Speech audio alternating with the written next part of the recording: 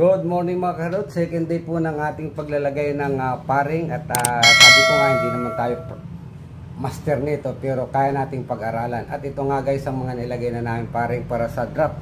Yan kung makikita nyo naka-drop na yan oh. Yan.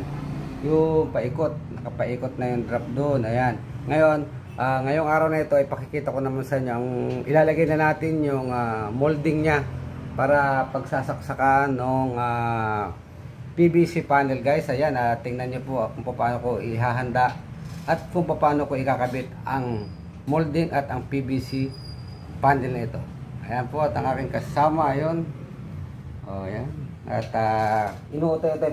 Pareho pong nagbabase lang kami sa napanood namin sa YouTube at yun ang ina-apply namin dito. Kaya dun sa hindi maalam dyan, huwag kayong matakot.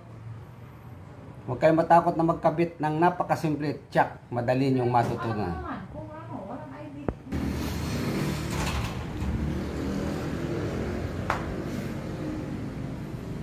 Tuloy po natin yan. Gunting na rin. At yun nga mga kaharot, andito tayo nga. Kinakabitan na natin ng molding sa panggilid itong ating drop ceiling. At ayan kung makikita nyo kulay brown, kinakabit ko po yung molding dun sa gilid at nakaribit po yan sa wall angle. Video na ba to? Yan, nire-ribit po natin yan para pag lalagay natin ng panel ay sasalpak lang natin dyan. Dyan lang po nakasalpak ang gilid ng ating panel. Yan, i-ribit po natin yan dyan. At may lapad po itong 2 cm, 1 cm ang opening po nito. Ayan.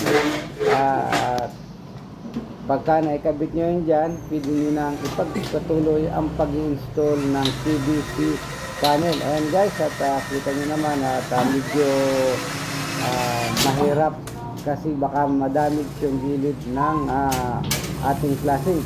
Tuloy po tayo sa ating panonood ng aking video ito.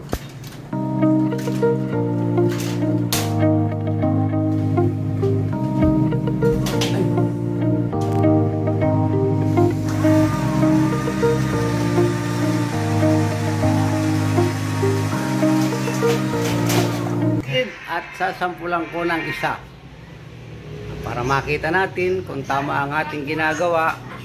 Kailangan nating sampulan yan.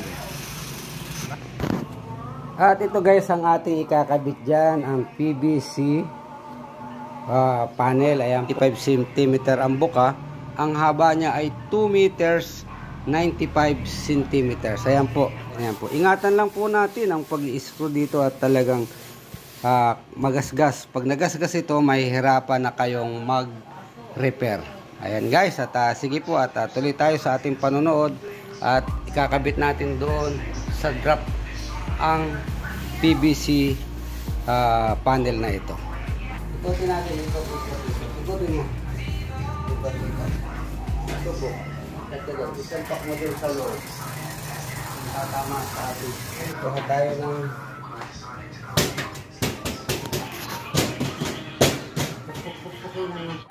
ito guys at puputulin natin ito para may isang putol balik.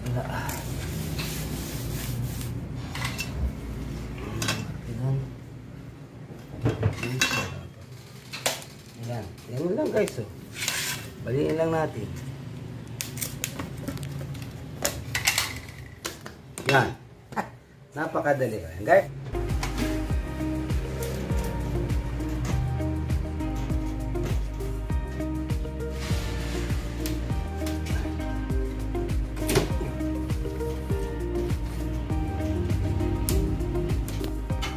At guys, lagyan po natin ito ng rubber dito para maiwas gas-gas.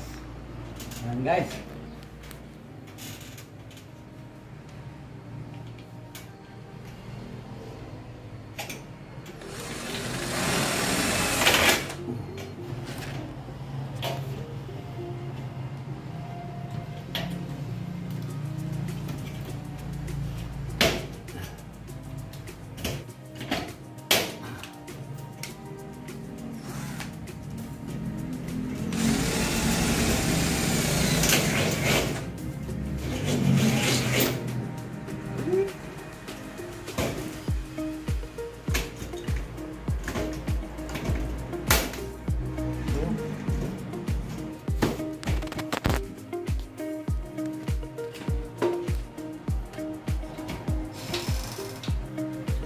Hindi pa yata nakasagat. Dito. Ayan.